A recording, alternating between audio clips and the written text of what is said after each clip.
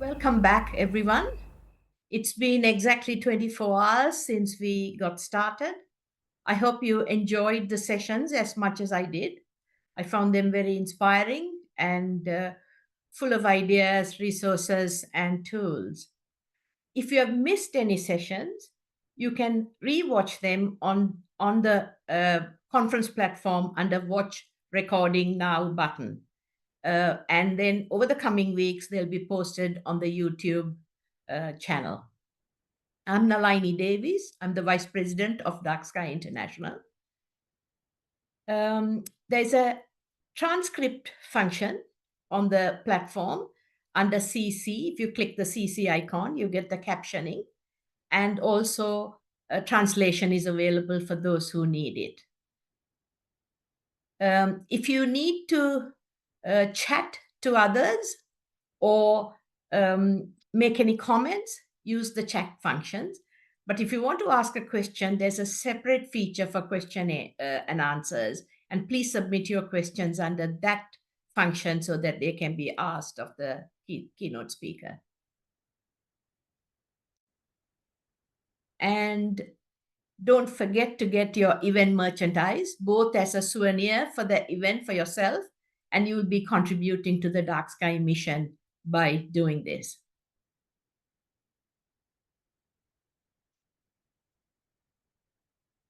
Going forward, this event is just our annual gathering of our global network, but there are other events coming up, and please make a note in your diaries.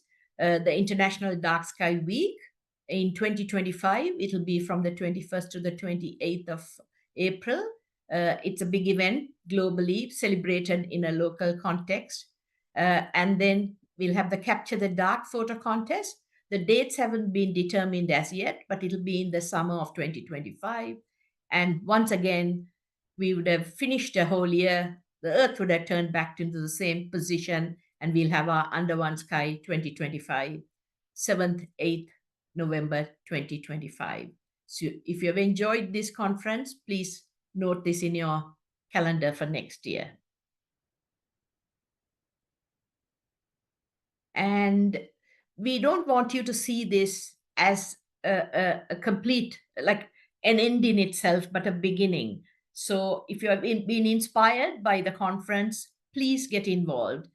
Find a chapter, attend an advocates meeting, reach out to a neighbor, start a policy conversation, provide educational materials to the local community center, or just simply enjoy and celebrate the stars.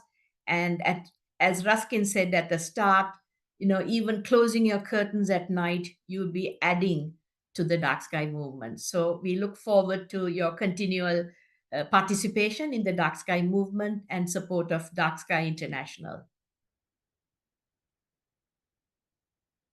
Before we get going, under the chat function, it'd be lovely if you can say hello and say where you're coming from, because we are a global movement and it's nice for people to see the larger group that they are working within. It is now my pleasure to introduce our keynote closing speaker, Travis Nowitzki. Travis is a proud citizen and a lifelong resident of Grand Portage, Anishinaabe Nation. He has been photographing the woods and waters of North Shore of Lake Superior for over 30 years. He's a self-taught nature and wildlife photographer whose work focuses primarily on his native homelands in Northeast Minnesota. He specializes in images of nature and wildlife, but his favorite subject is by far is the night sky. He devotes countless hours to capturing images of star-filled skies and aurora borealis, which is the northern lights. He hopes that his passion for photography will inspire others to spend more time outside, enjoying all the beauty that Mother Nature has to offer. Over to you, Travis. Thank you, Nalani. I think my video is, or I'm unmuted, correct? Correct. Okay, thank you. Hi, everyone. I'm just going to try to get my screen share going here. Um,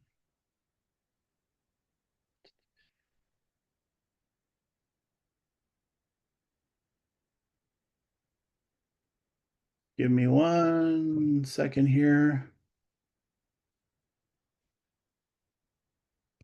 So, Chris, if you're on, can you help me confirm that we are Is what you're looking seeing? good to go. Oh, now we're on your speaker notes again. And how did I get that off of that the other day? Sure, bear with us, folks. So go back to screen share, select a portion of your screen.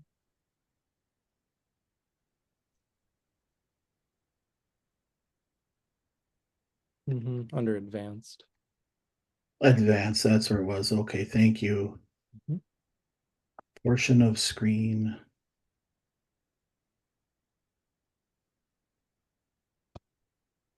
Oops. It's not letting me select it. Okay, here we go. Mm-hmm. Now you should be seeing just my slide, correct? Correct. Thanks for the help, Chris. So again, thank you for that introduction. And is it Nelani? Am I pronouncing that right? Yep. Okay, thank you. So Buju and Denawema Gani Dug Anin, Travis Indijna Kaz, Makwad in Dudem, Gitchi Oniguming, Gitchigami Anishinabeg in Dunjaba. Hello, all my relatives. My name is Travis. I am from the Bear Clan, and I am from the Grand Portage Band of Lake Superior Anishinaabe, which you might also hear us referred to as Ojibwe or Chippewa. And I know, we've all been gathering already for, as was mentioned, the last 24 hours. But in Ojibwe, as we say, Mawanji Idada, Jinagada Wendamong Dibikagijik. Let's continue gathering with each other in order to contemplate the night sky. So again, Miigwech, thank you to everyone that is here today. And thank you to Dark Sky International for inviting me to participate in this year's Under One Sky Global Conference. It's a huge honor to be here as the closing keynote speaker. And if I can get my slide to go, there we go. So starting off, here's a super interesting map that I just love. I really love this map. It illustrates how Minnesota at one time was 100% indigenous territory. And it outlines all of the treaty areas and reservations throughout the state. And Grand Portage, my home, is at the very northeast tip, right up where that green arrow is pointing. You can see a small green outlined or shaded in area. That's the Grand Portage Reservation. And where I live, I'm bordered by Lake Superior to the east and south, Ontario, Canada to the north, the Boundary Waters Canoe Area Wilderness, and Superior National Forest to the west. And this area has some of the most dramatic terrain that Minnesota has to offer. We've got rugged mountains, we've got beautiful inland lakes, wild rivers, dense forest, and some of the darkest night skies to be found anywhere. For a photographer, it is what I like to call an incredibly rich place to call home. And Grand Portage is also at the tip of what is known as this region called the Arrowhead region of Minnesota. And when my dad was still working, he worked in tourism, and he used to joke with visitors and say that without Grand Portage, there would be no point to Minnesota, which always got a laugh out of the visitors. As you all know, of course, there's a lot of attention surrounding the subject of dark skies, and that plays right into my passion, which is night sky photography. I was part of a documentary that came out in November of 2022 called Northern Nights, Starry Skies. And that was produced by Hamline University's Center for Global Environmental Education and PBS North out of Duluth, Minnesota. and that can be viewed by searching Northern Nights Starry Skies on YouTube. The film has won several awards, including a regional Emmy Award for Outstanding Achievement in Environment and Science. And then I also had a book come out in November of last year called Spirits Dancing. The book was written by Annette S. Lee, founder and director of the Native Skywatchers Initiative, and it features my photography, roughly around 160 of my photos throughout the book. And it was published by the Minnesota Historical Society Press and is available through most booksellers. But I always like to say, my sincerest thanks for all of the community support from around the world, really, which has helped make these projects so successful. So a little more about me. I've been photographing the woods and waters of the Lake Superior region for over 35 years now, ever since I got my first camera when I was in 8th grade. And I am a self-taught nature and wildlife photographer, with my photography focusing mainly on my native homelands located in this area of the Lake Superior region that is also known as the Heart of the Continent region. And I've also traveled pretty extensively throughout the West, Southwest, and Alaska, but I'm always drawn back to the beauty that we have here in this most unique of places. And one of the reasons I love this area so much is because it is, of course, my ancestral homeland, with my family history going back probably farther than I even realize, but also because it is an oasis of darkness. And I've loved the night sky for as long as I can remember. My mom says probably when I was about 5 years old is when I first started going out with my dad, who was, or I shouldn't say was, he still is very much into photography. But when I was a little kid, he would go out with film cameras and try to capture images of the sky on film. And then, of course, after dark walks with my mom, hiking in the moonlight, bike riding in the moonlight. The night sky has always been there, and I've always loved it. Nights spent under the glow of a sky filled with stars and the dancing lights of the aurora borealis are some of the best memories that I have. And these experiences stick with you and increase your appreciation for the outdoors like few other experiences can. So I love photographing the night sky, but I also love the simple act of just being with it and experiencing it. For me, it is my number one anchor that keeps me grounded and centered. And oftentimes, the most notable quality of the night is how quiet it is. I have experienced many nights where that silence can be almost deafening in a way. But sometimes, in order to really hear that silence, you need to kind of push everything out of your mind and let yourself truly be in that moment. And of course, that's not an easy thing to do, as our minds tend to always be running with some sort of thought or memory. Our subconscious may be replaying that day's events or thinking about what might happen tomorrow. And most of the time, I don't think we even realize that we're doing that. And that's why I like the night sky so much. For me, it's the easiest way that I can quiet my mind and just be there in the present. And when I'm gazing up at the sky, especially on such a quiet night, I feel completely relaxed and refreshed. So my approach to photography is very much a mindful process that I put a lot of thought and planning into. And the implementation of my photography is very intentional and it takes a lot of time. So I spend countless hours in the daylight scouting for possible locations to photograph at night. I'm always on the lookout for potential locations for photographing the night sky. And this image here, it shows I'm camping with my former Jeep camper in northern Arizona. I've got a different Jeep now, but it's pretty much the same layout. And this is my typical setup for when I'm out there exploring the night sky, no matter where I might be, if it's the deserts of the Southwest or the Northwoods of Minnesota. I've taken the rear seats completely out. I can comfortably sleep right in the back of the vehicle. And this allows me to be very mobile and camp pretty much anywhere I want to, as long as it's, legally allowed, of course. So when I find a beautiful landscape, such as a lake that has an intriguing curve to the shoreline with some nice pine trees or some other foreground element, I'll be looking at the direction and thinking ahead.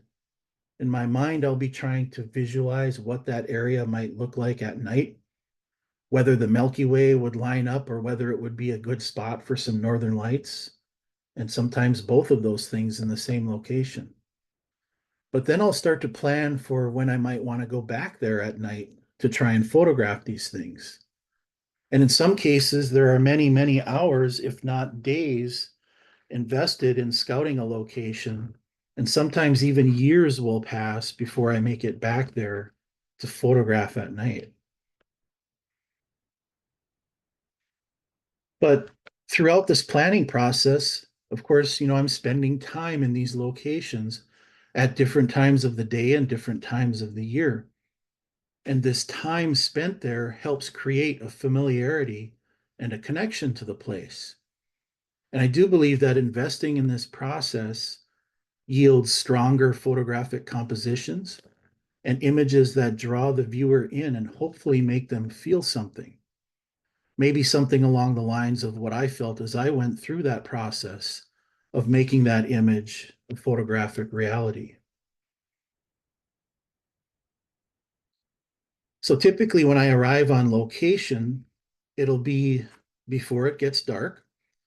I will get there an hour or two, sometimes 3 before the sun goes down.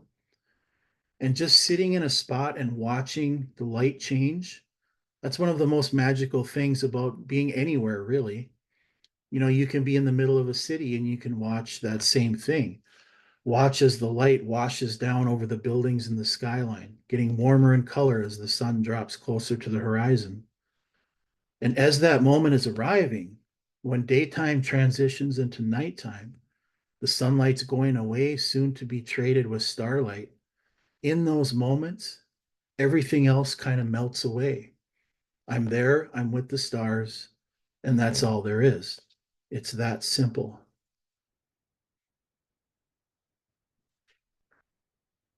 And I like to say that water connects the earth and the sky, and this is often most evident when you're at an inland lake and you can see the stars and the Milky Way reflecting on the surface of that lake.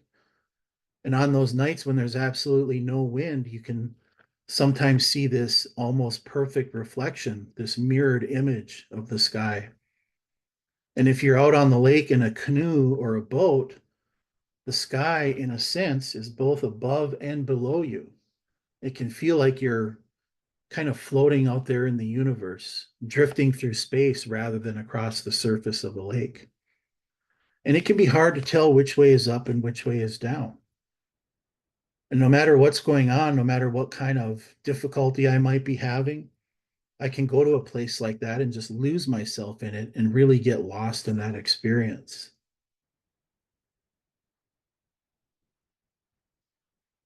And so for me, even though I grew up on a reservation, indigenous star knowledge has been somewhat hard to come by. There just aren't that many people that seem to know a whole lot about it. So it's been quite an education and quite an honor getting to know Carl Gaboy and Annette Lee of Native Skywatchers, as they have shared some of what they've learned over their lifetimes of putting some of these pieces of star knowledge together. To this day, Carl and Annette both continue to study the connection that Indigenous people have with astronomy and constellations. And they've graciously given me permission to share in my presentations some of the knowledge that I've learned from them. And so for the next few images, I'd like to quote Annette's text from our book, Spirits Dancing. Indigenous nations have studied the sky for millennia, and their cosmologies are vast and deep. Teachings about the aurora are often intertwined with teachings about the Milky Way and the night sky. Some of this knowledge is protected. Most of it has not been written down, and much of it has been lost due to colonization. The connection between the aurora and the dancing spirit lights comes from the Ojibwe phrase, Jibayag Nima Idawag, which refers to the northern lights or the aurora borealis. Jibayag translates as ghosts or spirits, and Nima Idawag translates as they dance. Another Ojibwe word for the northern lights is wawate, which means there is a display of northern lights. And yet another term that can be used is wasanude. Wasa comes from the word wasamoin, which means lightning, or wasese, which means there is a flash of lightning. And nude comes from the word nuden, which means it is windy, there is a wind, or the wind blows. And so wasanude can sort of be translated as a flashing lights wind. And this concept of Jibayag Nima Idawag, or spirits dancing, also relates to the Ojibwe teaching about the Milky Way, or the Jibai Zibe, the river of souls. Ojibwe scholar and elder Carl Gaboy explains that when the soul departs, it travels a path to the west. After other trials, the soul comes to a great shining river, one whose reflection can be seen in the night sky, the Milky Way. And the Ojibwe understanding of the Milky Way relates to the spirit returning to the stars along the Jibai Zibe. The soul gets in a waiting canoe and paddles the river to the great beyond and greets all the friends and relatives. When we look up at the night sky and see the northern lights, it is our relatives dancing. And Carl also talked about how there is this branch of the Milky Way that forks off and sort of disappears. And if people lived a good and proper life, they would stay on the main path to the afterlife. If they did not live a good and proper life, they would travel on that other fork and disappear into the cosmos. Clearly, in the indigenous perception of both the Jibai Zibe and the Jibayag Nima Idewag, the core understanding is not what can be recorded, but that which is fundamental to human nature, the spiritual journey. Here we see the relationship-based indigenous connection to the aurora and the Milky Way. The night sky is not solely an abstract collection of facts that exists externally to be measured, but rather like a close relative who exists nearby and whose influence is vast. And the very name of the state of Minnesota has been appropriated from the Dakota phrase Minnesota Makoche, which translates as the land where the waters reflect the skies or the heavens. And this idea of reflection and connection to the sky is a fundamental theme of Dakota cosmology. And the Dakota word for this twin relationship or pairing of earth and sky is kapemini. And this single word contains an entire cosmological philosophy. Its usual translation, as it is above, it is below, oversimplifies but speaks directly to this critical indigenous-based worldview of a mirrored relationship between earth and sky. The 7 council fires, also known as the Sioux Nation, are the people who speak the Dakota, Lakota, and Nakota dialects. And the 7 groups in the nation are mirrored by the 7 stars of the Big Dipper. And one Dakota translation of Northern Lights is Wanagi Thawachipi, or spirits dancing. And this perspective relates to the fundamental philosophy of origin. We come from the stars.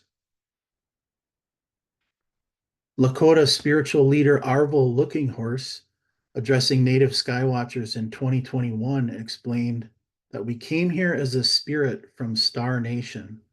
And when we get done, we go back. The star knowledge is like a mirror. The stars up there, and we have the stars down here.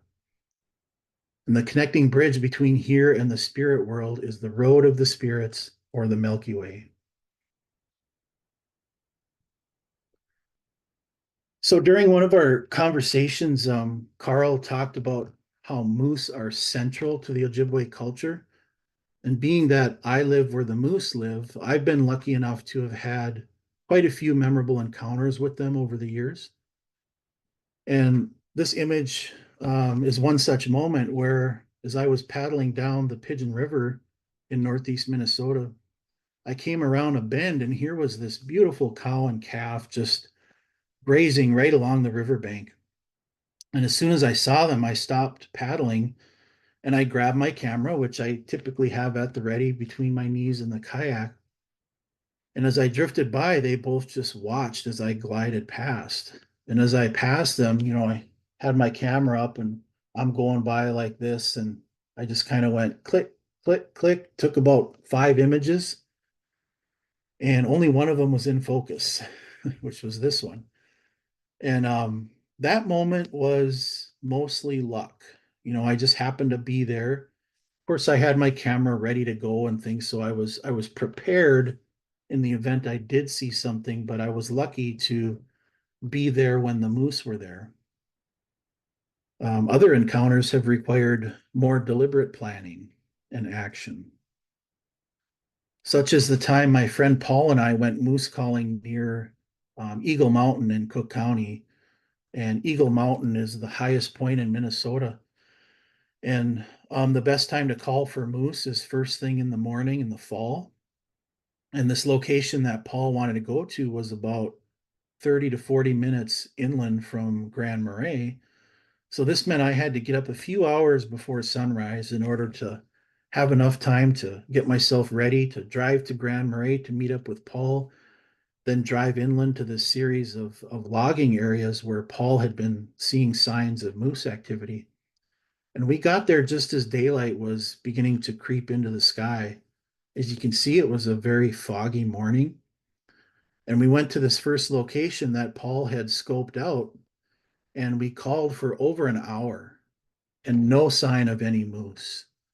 And Paul had stated that in his experience, if you don't see a moose in the first hour, you're probably not going to see one at all that day. So after that first hour, we were pretty much resigned to the fact that the day was probably a bust as far as moose sightings were concerned. So we drove up into the next logging area where there was this beautiful stand of mature pine trees, old growth pine trees, and they just looked amazing in the fog. So I wanted to get out and take some pictures of those trees with the fog. And Paul said, I'm going to go over here and keep practicing with the moose call just to get some more practice in. I really doubt we're going to see anything. Just a few minutes later, as Paul continued with his moose calls, I looked over towards those big trees and saw the silhouette of a moose there at the base of the trees. And I looked towards Paul, and in my best, I didn't want to startle the moose, and Paul was a little ways away, so I had to kind of loud whisper, and be like, Paul, Paul, he turned toward me and just loud, he goes, what? Like just yelled back. And I said, shh, there's a moose over there. And he's like, what? I said, shh, there's a moose over there. So, of course, he looks and right away he sees this moose. And at that moment, the moose turned and looked right at us. We looked at each other. We looked back at the car, which was a couple of 100 feet away. And Paul and I just nodded at each other because we knew what we had to do. As slowly and quietly as we could, we made our way back to the Jeep. And if anyone has ever walked through an area that's been logged, there's usually a lot of branches and stuff that are still laying on the ground and often are kind of dried out because they've been cut. They're not attached to the trees anymore. So it's really hard to walk around quietly. But we managed to get back to the car without startling the moose. And once we were there, we set up our tripods and kept taking pictures. And as we were doing this, the moose slowly kept approaching us. He didn't seem aggressive really at all, just seemed really curious. And this might be a good time to mention that Paul, when he does moose calls in the fall, he prefers to do a cow or a female call rather than a bull call or the male call, because as he says, I want the moose to come in looking for love, not looking for a fight. So as Paul continued to make occasional calls, the moose would walk a little ways closer and then stop, and he'd look around for a few moments. And then he would walk another 50 feet or so, then stop and look around again. And every time he stopped, he was in a perfect position for some really nice photos. We both swore he knew he was being photographed and was posing for us. And anyone that's photographed wildlife knows that it is very unusual to have an animal like stop in the best places, because usually when they stop there'll be like a tree branch or a bush or something covering their eye or their face. So this guy, like, just knowing right where to stop was pretty special. But he got to within about 150 feet of us maybe, and then he turned and walked off into the woods. It was one of the coolest moose experiences that either of us had ever had. So here's a wide angle photo showing how close he got. Telephoto lenses are essential for showing the perspective seen in the previous photos. Of course, we were out calling, so we wanted the moose to come to us, but we don't want him to come too close. We always want to respect an animal's space and not crowd them or make them feel threatened. So going back to Carl Gaboy, here's one of Carl's illustrations of the moose constellation. So as you might guess, different cultures have different identities or familiar constellations in the sky, depending on what is important or significant to them. And a good example is the Greek constellation Pegasus, which in Ojibwe lore is a moose rather than a flying horse. And as we mentioned, autumn is the time of the moose when they are most active and most aggressive as they look for a mate. Autumn is also the time, or autumn is also when this constellation can be seen in our sky in the northern part of Minnesota. So as you can see here, the great square of Pegasus is what makes up the body of the moose. And the next slide is one of my photographs where you can see the body of the moose constellation in the upper right half of the sky. And of course, it's not oriented the same way. It's tilted like this, but you can see those 4 stars on the top right. And over on the left, top left, there's Cassiopeia. You can see that up there, the W shape. Right above the tree in the center of the photo, you can see Andromeda Galaxy. And here's another one of Carl's illustrations. To the Ojibwe, the constellation Orion is known as the Winter Maker and is the most noticeable constellation in our Minnesota winter night sky. And Carl has explained that some of the figures represented in the constellations are at the height of their power when they appear highest in the sky. And Wintermaker is a good example of that. As we progress through autumn, late in the night, just a few hours before sunrise, Wintermaker can be seen rising above the horizon. And during the deepest, darkest, and coldest depths of our winter, this constellation is very prominent in the sky. And then as spring arrives, Wintermaker slowly drops below the horizon, not to be seen again until fall. So here we have a photograph from October 5th of this year, where you can see Orion Wintermaker rising over the treetops at about 3:30 in the morning. So we have to wait until quite late in the night for that constellation to be fully up in the sky, compared to the first hours of the nighttime around New Year's, where that constellation is already above the horizon and continues to rise throughout the night. And this is a painting done by Carl, which he calls Shooting the Winter Maker. And about this painting, Carl describes that the winter is too long, so the parents make bows and arrows for the children and then call them outside when it gets dark. And there they are told to shoot the winter maker from the sky. So they send their arrows flying upwards, and sure enough, they mortally wound him. After that, he slowly falls from the sky. Spring comes and it warms up. In another story from Carl's book, Talking Sky, Wintermaker wouldn't leave Nana Buju's land. Sick and tired of the cold and snow, Nana Buju decided the only way to get rid of him was to trick him by offering him a great feast. The Wintermaker, who had accepted Nana Buju's invitation to the feast, arrived like a blizzard as he blew through the door of the lodge. He sat down and ate some dried fish. Wouldn't you like some wild rice and dried cranberries to go with the smoked sturgeon? Asked Nana Buju. And that was only the start, for by flattery and cajolery, Nana Buju got the Wintermaker to eat so much that he began to sweat. He threw off so much heat that the very snow began to melt. And it was then that Wintermaker realized he'd been tricked, and he escaped out of the lodge, running to the north. Don't forget, he cried over his shoulder as he ran, I will be back.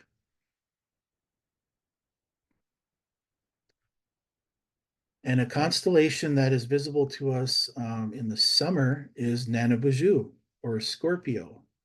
And Nana Buju is a very prominent figure in Ojibwe culture. As Carl describes, he's a very complicated character with many different aspects to him, both good and bad. And there are more tales told about him than any other character in Ojibwe history. In general, he is portrayed as the model for many cultural values and norms, and is thought to be the one who is responsible for the way things are in the world. And again, from quoting from Carl's book, Talking Sky, often he is a trickster, sometimes the tricked, often the philosopher, sometimes the debunker of philosophy, often the teacher, sometimes the recalcitrant student. He is pictured as a giant and as a normal person and can often take the form of an animal. He is simultaneously the twin brother of the wolf and the only child of a mortal woman and a spirit father. In short, he is the embodiment of all the qualities found in the catalog of Greek, Roman, Norse, and any other gods or demigods of the many human cultures. Yet he is distinctly Ojibwe, for he is the embodiment of the people. So when looking at Carl's illustration here, you notice the three stars that make Nana Buju's bow.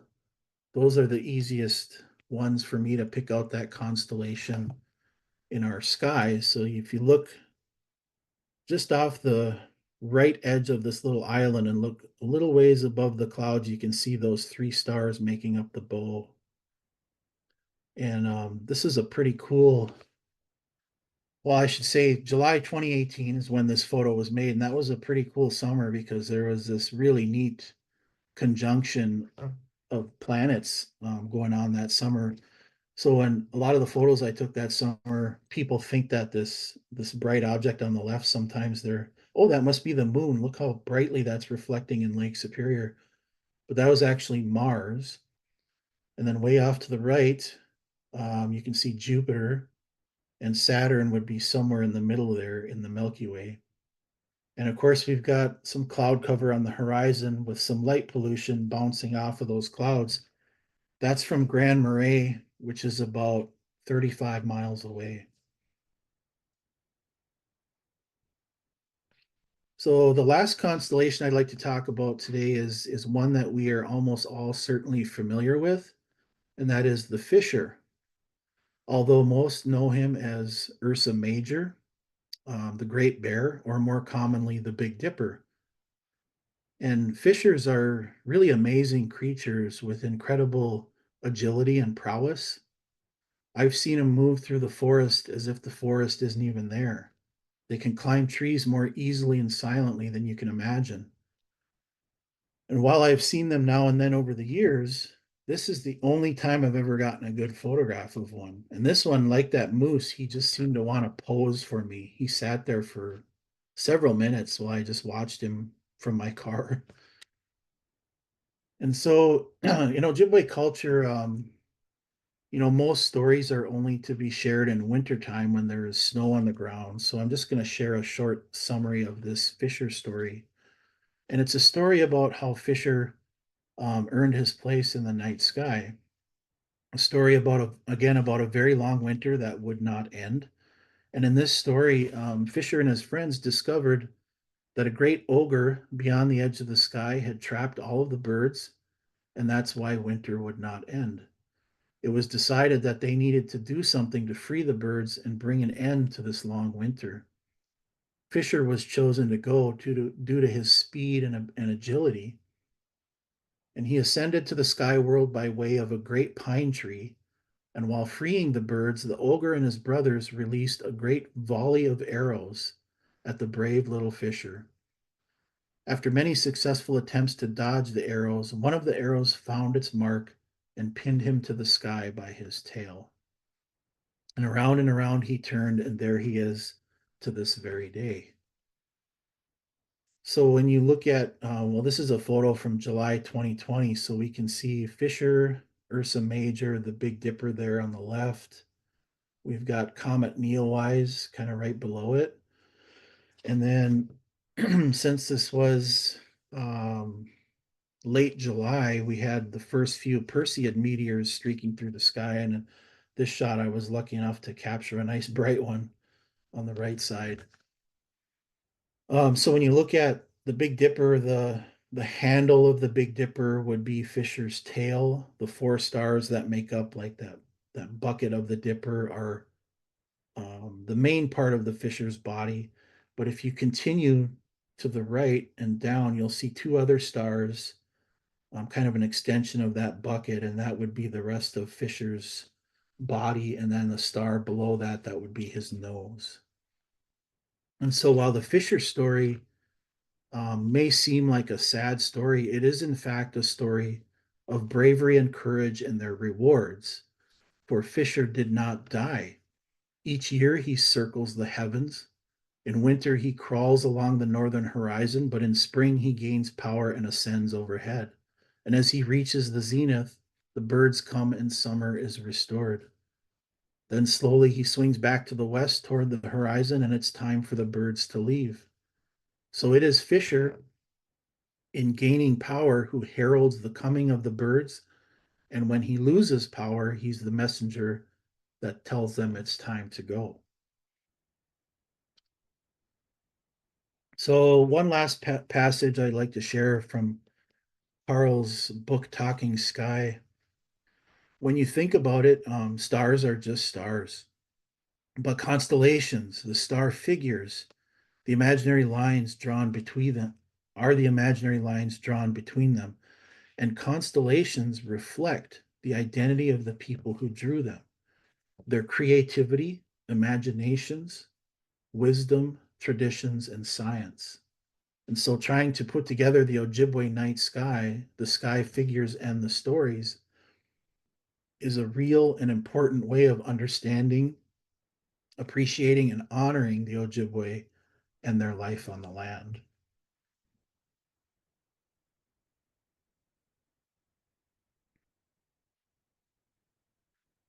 So before I start to wrap up here, I'd like to share some of my most recent aurora photos, which were taken almost exactly a month ago.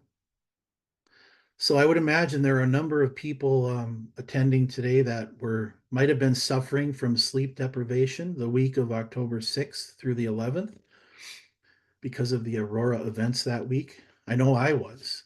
I didn't sleep a whole lot. I was out every night taking photos. And while the nights of the 7th and the 11th were the best, in my opinion, almost every night that week yielded some auroras. And this one here was at about 1 o'clock in the morning on October 7th. And this is Devilfish Lake in Grand Portage State Forest. It's about an hour drive from my house. It's one of my all-time favorite northerly views.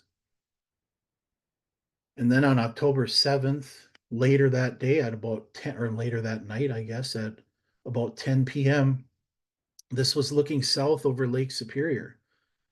And it was odd because this aurora event was so strong and it pushed so far south that there really wasn't anything going on in our northerly sky. The lights were either straight ahead or to the south. And in this shot, I had no idea this red beam was there. I couldn't see it with the naked eye. And it turns out I didn't know what it was when I saw it in the photos. So I consulted with some friends who know more about the science behind the aurora. And I was told it's a SAR, or stable auroral red arc. But yeah, could not see that at all with the naked eye. And then about 15 minutes later, I looked up and there was this awesome corona right above the trees that was just flickering and pulsating like crazy. The auroras were so bright, I could easily walk along the shoreline without the use of my headlamp or a flashlight. It was like brighter than a full moon night. The lights were dancing over Hollow Rock Resort cabins on Lake Superior and Grand Portage. And then from about 11:15 to 11:45 p.m., this funnel cloud stretched across the entire sky from east to west, both horizons connected by these incredible ribbons of light. And this is the view looking to the east, and this was the view looking to the west at the same exact time. And then just after midnight, about 12:15 a.m. on October 8th, the structure changed and the sky was now dominated by these really intense reds.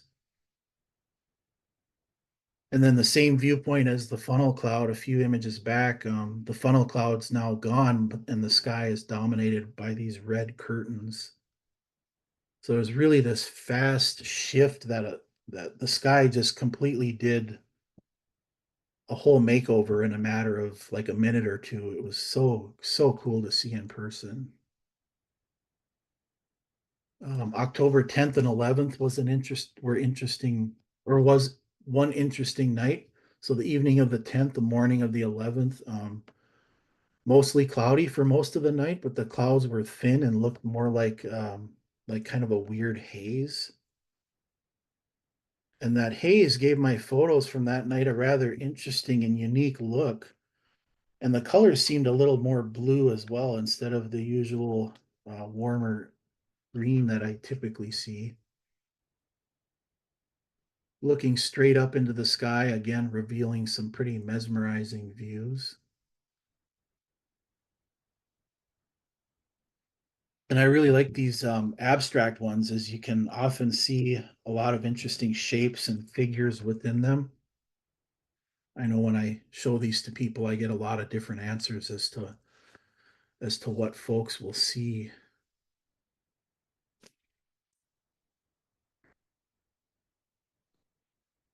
So here, this is a rather symbolic image, I guess you could say, that I made in Southern California just before the onset of the COVID pandemic.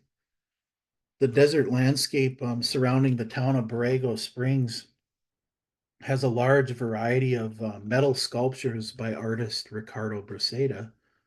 And when I learned of the sculptures, I knew I wanted to go there and photograph them at night. And a lot of times I like to name my images. And for this one, it seemed like a rather obvious title, I guess, to me. I ended up calling it Taming the Dragon. And the past 5 years or so, they've been pretty tough on everyone. The COVID pandemic and its aftermath turned into something that none of us could have ever expected. And that's taken its toll on everyone in different ways. And we have all had to, tame that dragon, so to speak, in ways that make sense to us. But of course, the universe doesn't always speak to us in ways that we can readily understand. Sometimes it can make us feel like the path before us is nothing but an endless stream of insurmountable challenges, things that at the time of their occurrence seem to be better at dragging us down than lifting us up. And I think, we all face these struggles to some degree at some point in our lives. Other times it may seem as though everything is lining up in our favor. One good thing happens after another, little triumphs that all seem to be connected somehow. And depending on how much we've struggled in our lives, these little triumphs can be hard to embrace. We may not trust them and where they might be leading us. But these struggles and these triumphs, they become a part of us, a part of our individual history.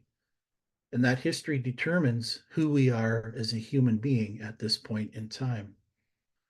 Everything that we experience leads us to where we are right now.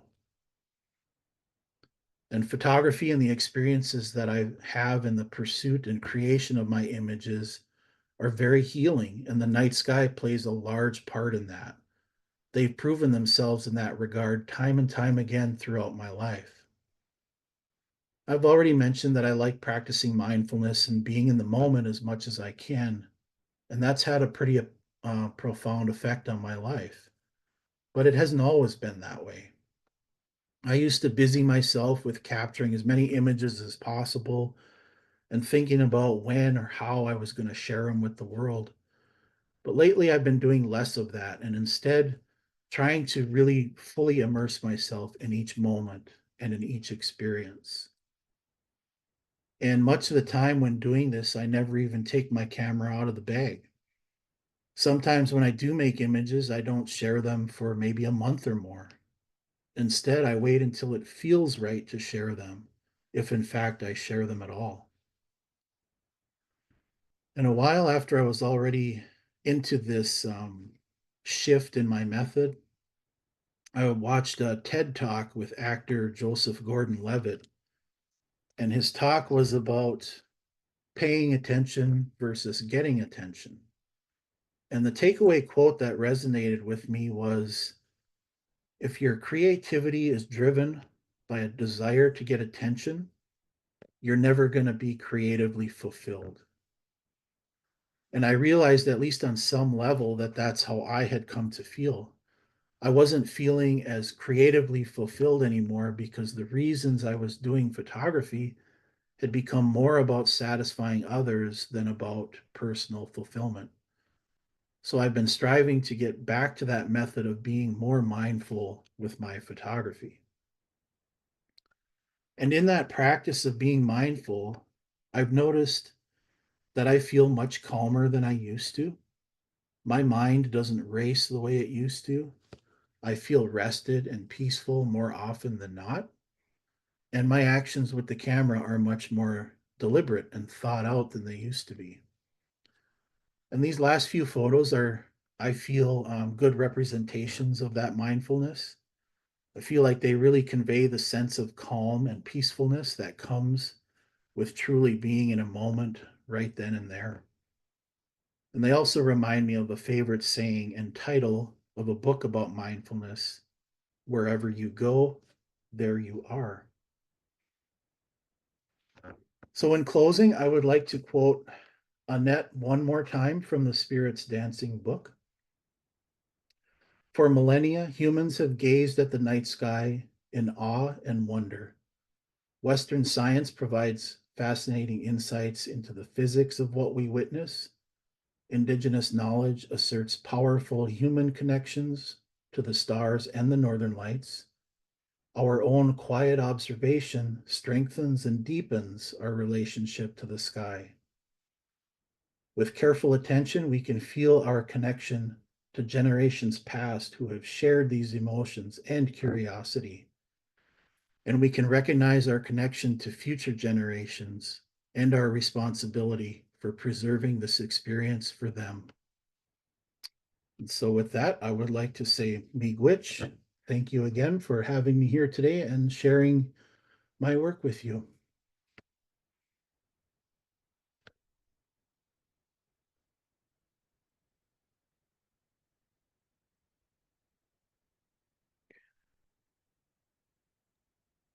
Thank you, Travis. That was a wonderful talk that almost felt spiritual to me. You seem to be having a privileged life living in this dark and quiet environment, which, with your mastery of photography, self taught you may be, but it is mastery and artistry you're able to share with us. So thank you so much, because a picture does speak 1,000 words, and you are able to share that privileged environment that you are enjoying and living in, which is what the dark sky movement is all about, sharing that with us. But equally, you also shared your cultural environment with us, and that was a real privilege for us, because, as you say, all cultures have their stories, and yours, you're very fortunate. Some may have been lost, but there are enough stories that have been preserved, and your work is now helping to carry that forward to future generations. So thank you for sharing your physical and cultural environment with us. There are a Thank you. number of questions for you, Travis. Okay.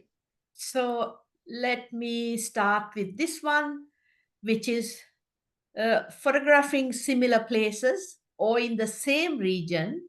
Have you seen encroachment of light pollution or changes to the landscape due to thoughtless human interaction? Absolutely. I see changes all the time. Sometimes I would say more often it's due to, lights being added somewhere, but sometimes it's lights being removed or lights being shielded better. So I see good and bad, but you definitely notice more of the less thoughtful or less mindful installation of new lighting. So definitely it's there, even where I live, where there's not a lot of population. I just want to touch real quick. You did, I am very fortunate to live where I do. We have three very large dark sky designated areas under Dark Sky International. We've got the Boundary Waters Canoe Area, Voyageurs National Park, and Quetico Provincial Park. And these are all areas that are to the north and west of me. So anytime I go outside to look at the stars, I have that huge protected area right out my back door. And yeah, I never take it for granted. Thanks, Travis. Here's the next question. Other than probably having to edit out satellites, how else would you have seen changes over time in your ability to capture natural nightscapes? How do you adapt your photography to these changes? Interesting. So I would say, and this probably doesn't address the question that much, but um, the technological advances in the cameras have made it so much easier to capture photographs of the night sky than it used to be. But you're right. With still photography, it's not as much of an issue with like all of the, say, the Starlink satellites and things like that, because they don't show up that prominently in my photos. But if I do a time lapse video, that it's pretty crazy. You're shooting a time lapse for, say, 30 minutes or 45 minutes condensed into a 20 to 30-second video, and it's just, I mean, it looks like fireworks going up there. You see all these lines streaking all over, and that has increased exponentially in the last 5 years or more. Where in northern Minnesota, all I used to have to worry about was a occasional airplane, and even airplane traffic is pretty minimal here.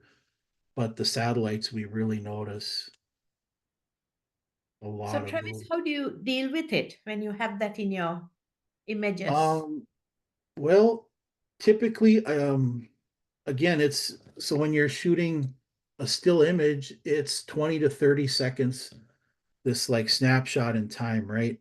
So you might have a couple of little short streaks in the photo, and I generally shoot really wide angle, which is typically for me a 14 millimeter on a full frame digital camera. So I'm capturing a huge part of the sky where if I was using more of a mid-range telephoto, say 50 to 75 millimeters, something like that. If I was to capture a satellite streak in that with that type of a lens, the streak would be much longer and it'd be harder to remove. But with the wide angle stuff, it's just a little short. Like if you think of these trees that are behind me in my background, there's a gap between these two trees. It might just be a portion of that gap. So I can go in with the clone tool and like just remove that streak. Yeah. So that's really the only time I remove stuff from a photo is when it's satellites or Thank you. airplanes. Gary asks the question, are you ever able to predict the auroras? To predict them, not myself. No, I rely pretty heavily on spaceweather.com for predictions. And, they're pretty good there. They'll sometimes 3, maybe 4 days ahead of time, we can get notice from them. But as far as predicting them myself, I am unable to do that. No. Here's the next question. Are there any specific stories or experiences from your time photographing that have influenced your views on dark sky preservation?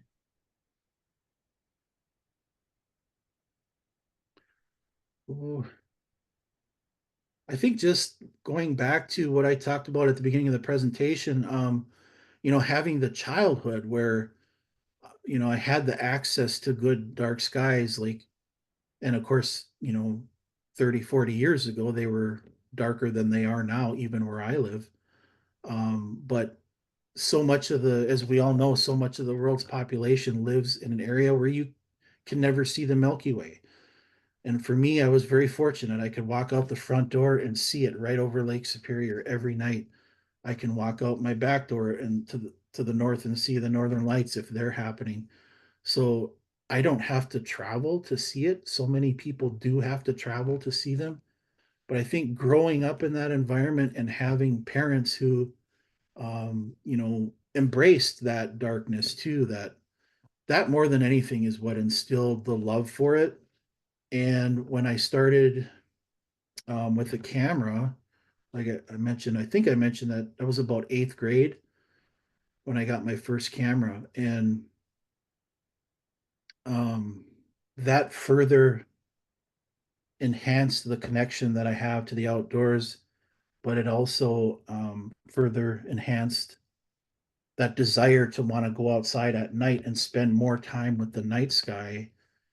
And somewhere along the way, I started I just focused on developing my vision as a photographer and kind of honing my eye for composition, and started building this catalog of imagery, I guess. And eventually, after becoming known for just what I love to do, I started to have projects come my way. I didn't go looking for projects. So I kind of fell into this being an advocate for dark skies, and now I've got this documentary, I've got a book. It's really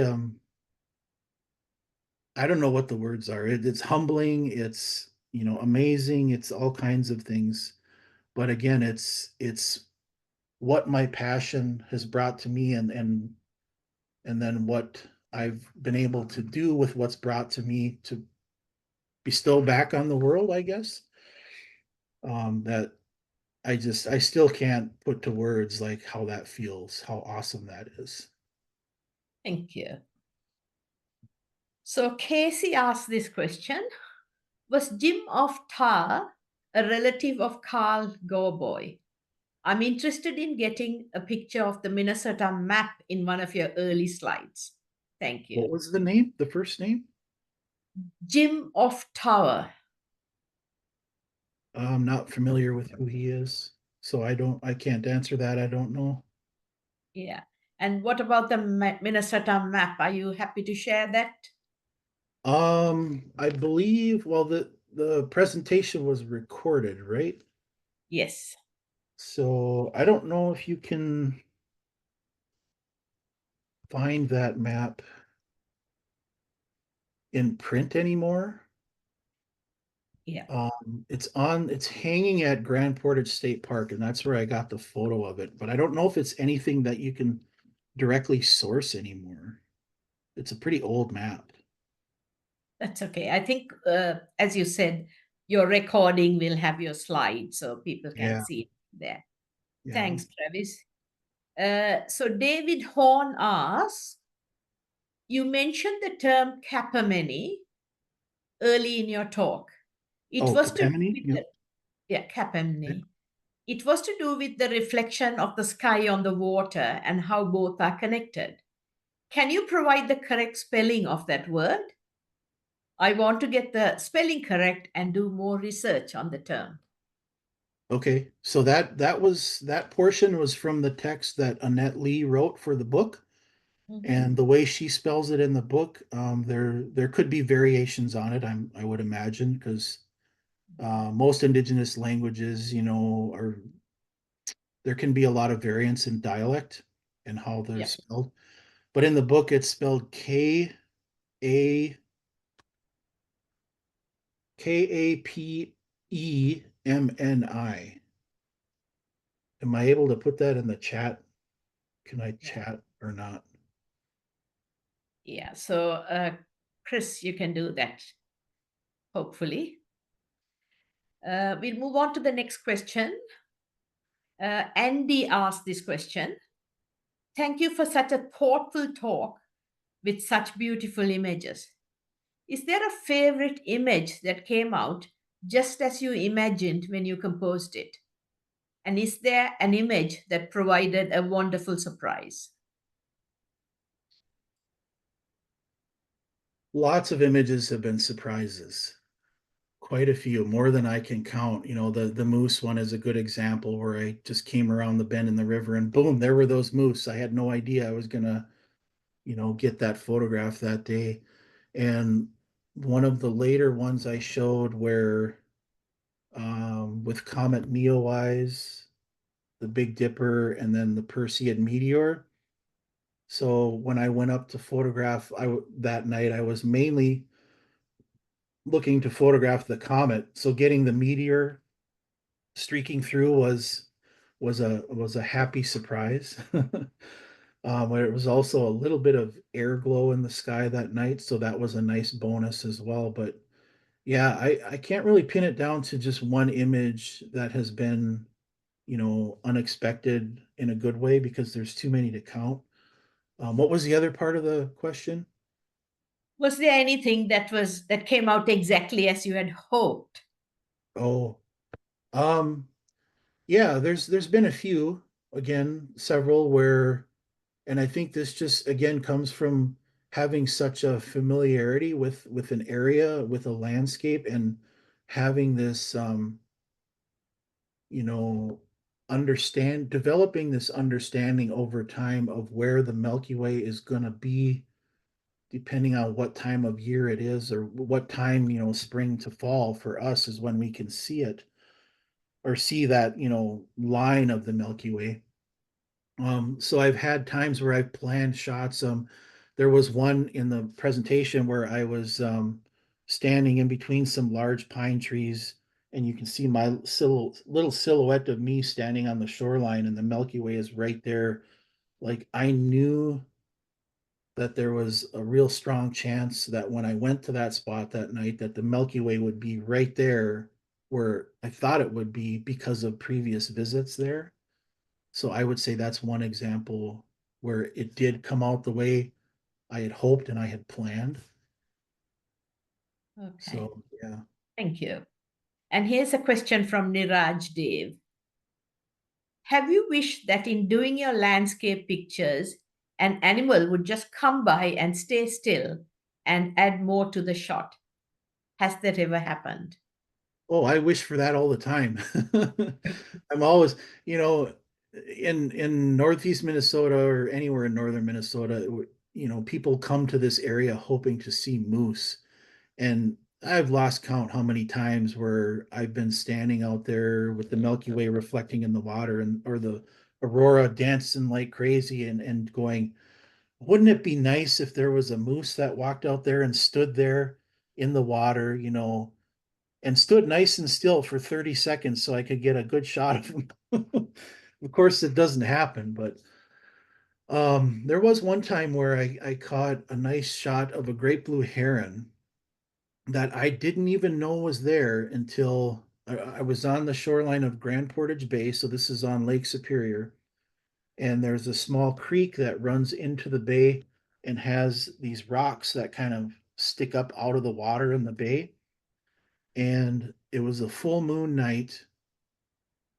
And when I got down to this spot, I didn't know it at the time, but because it was in the non-moonlight part of the water, but there was a great blue heron standing out there on one of these rocks and he was sleeping.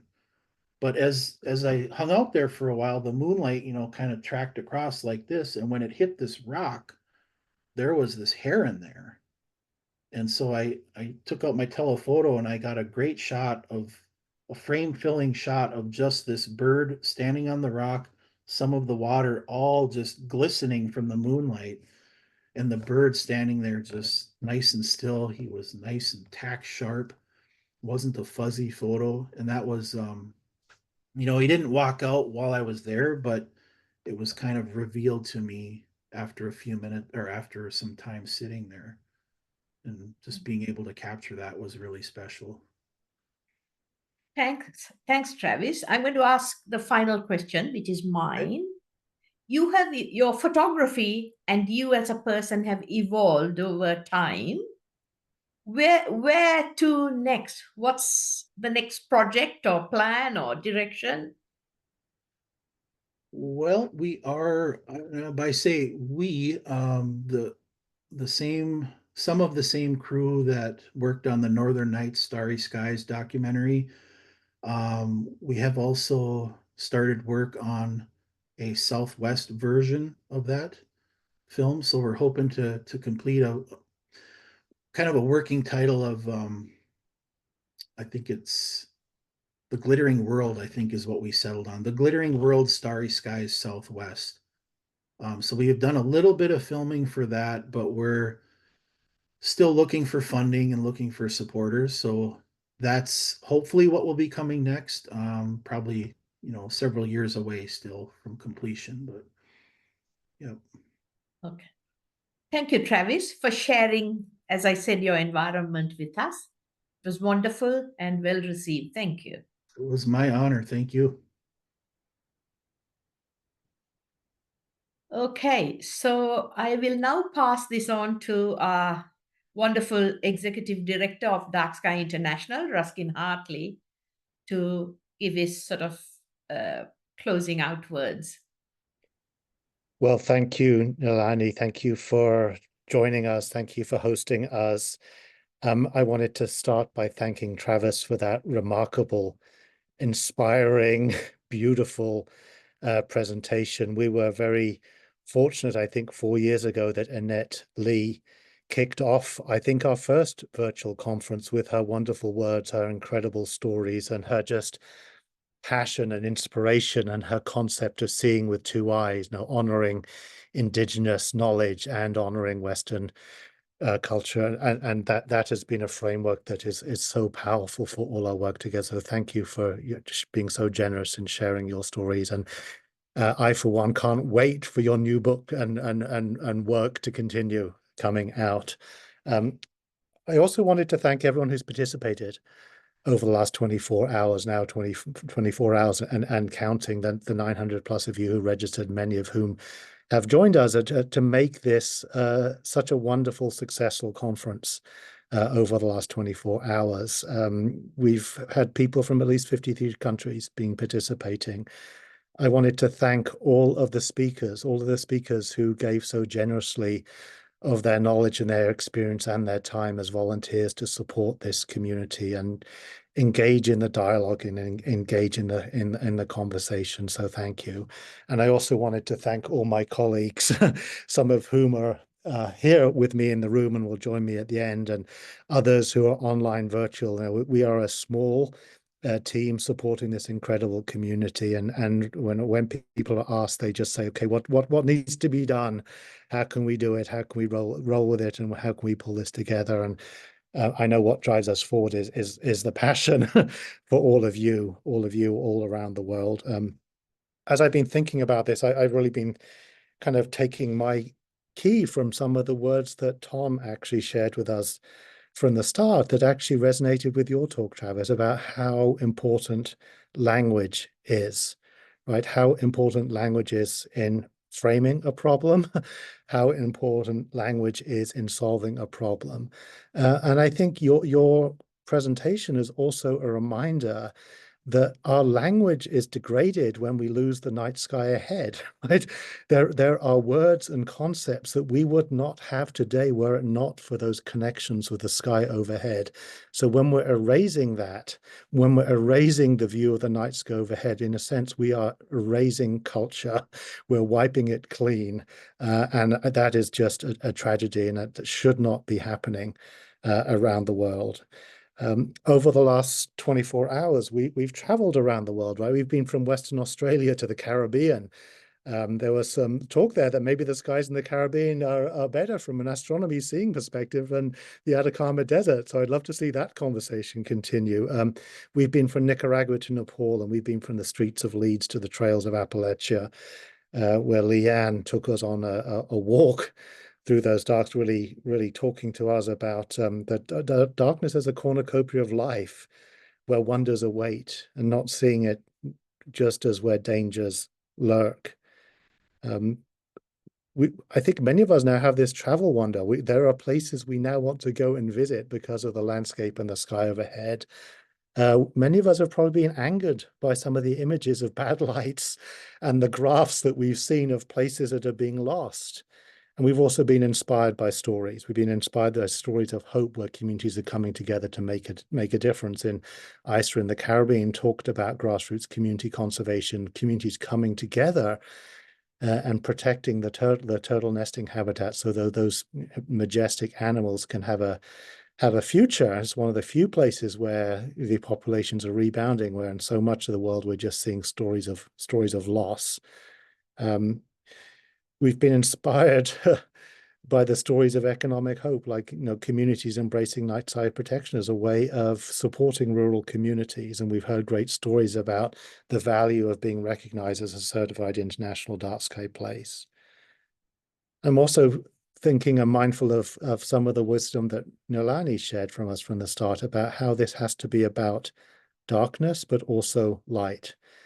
And I think for our community, the community that's gathered today, we understand darkness. We understand that actually, if we allow it, the darkness is not dark. That it is the night sky is alive with light, right?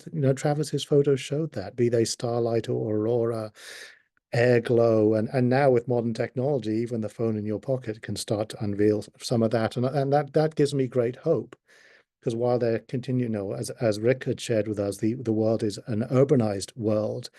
That urbanized world will be at least exposed to images of these great places. And in fact, the history of conservation in large part is a history of being inspired, people being inspired to protect places maybe that they will never go to, but they have seen those great images in the cover of Nat Geo.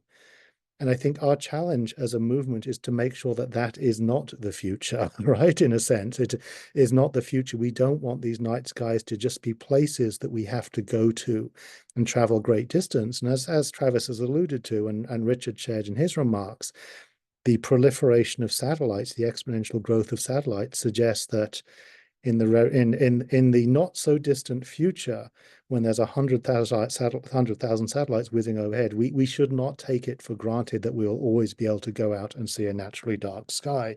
We'll have to continue to value those. But I wanted to turn it back to the light side of this. Rick also shared with us again how the world is urbanizing, right? cities have great potential to be very sustainable, very efficient in their use of resources. The data also suggests that one of the areas that is growing in terms of light pollution are our rural areas. Yes, people are moving into cities, but our rural areas are growing, and those rural light pollution is showing up in the data now. And this is where I'm going to kind of turn back to what Tom started. This is where we have to use our language carefully. And I think there's been a lot of discussion about this with Tom and with Art and Isa and others talking about what are we for? Yes, we are against light pollution, but it is much more powerful to be for something. And I think it's very clear that what we are for is, yes, we are for natural darkness. And we want people to be able to experience that, but that is not part of most people's daily lives. So what we are for is responsible lighting. We're for smart lighting. We're for sustainable lighting. And we're for eliminating the waste, eliminating the unnecessary expenses that go about polluting the night sky. And I think in our messaging that we need to evolve and develop, we need to continue to work on that and identify both the messaging and language that resonates with us, but critically, the language that will resonate with others so that we can bring more people into this movement, as it is very clear to me that solving this is within reach. We have the technical tools and resources. What we are going up against is actually one of the longest kind of dichotomies that have been out there, this kind of yin-yang of light and dark. And I think our challenge is to be both for natural darkness and for quality, responsible lighting for all. So I have been incredibly inspired by all of the conversations over the last 24 hours. I leave hopeful and optimistic that this is a growing movement. And I would ask each of you, as you leave us and go about your day, if someone asks you, what did you do this weekend? Tell them what you participated in, and tell them what resonated with you, and invite them into this movement so that we can work together to unite to protect the night. So thank you, all of you, and thank you for joining us. And we look forward to seeing you again at many other events throughout the course of this year and beyond. Thank you. And here's some of the crew back here. So thank you, everyone. Thank you. And Chris, can you put your camera on and join us on screen? Any other staff that's around? Chris has been pulling the button. There's Michael. Michael's lending people Betty Meyer. Everyone loves Betty Meyer, apparently. We all love Betty Meyer too. Who else is there? So thank you. Thank you, everyone, for making this such a wonderful success. Thank you, Ruskin. So we've had a wonderful 24 hours. Ruskin summarized where we stand today, and it was a wonderful summary. I am an optimist by nature. I've been with this movement for about 7 years, and in that time, it's actually got stronger. I think the time has come. I can sort of feel it's time to turn. And the truth is, the problem is only about 150 years old. In a long history of human life, this is a short problem, and we have got to it before we have lost all the darkness. Yes, we have lost the darkness in the cities, but there are still places that can demonstrate, like Travis showed. It's been there in his life, all his life, and it's still there. So I think if we get together as a group and believe in what we are doing, we could get there. We could protect and restore, which is the mission of Dark Sky International.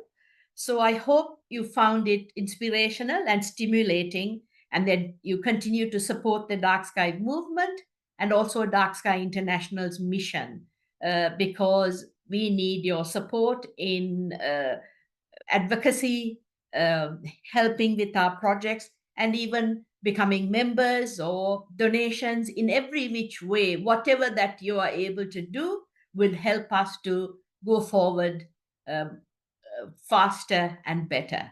So thank you so much. And before I go, there's an event survey in the app, and I'd encourage you to fill this so that, one, we get good feedback, we can improve our Under One Sky next year, I personally found it wonderfully smooth and it worked very well. And you go into a pool to win a Under One Sky t-shirt. So please fill the survey. That's a first step you can do to help us to do what we do even better. Thank you.